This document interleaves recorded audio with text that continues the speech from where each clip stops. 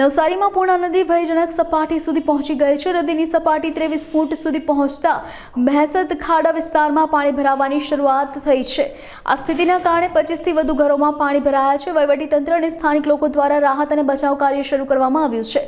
વિસ્તારમાં આવેલ ગોટલી માતા અને ભક્તિ માતાની પ્રતિમાઓને પણ સુરક્ષિત સ્થળે ખસેડવામાં આવી છે।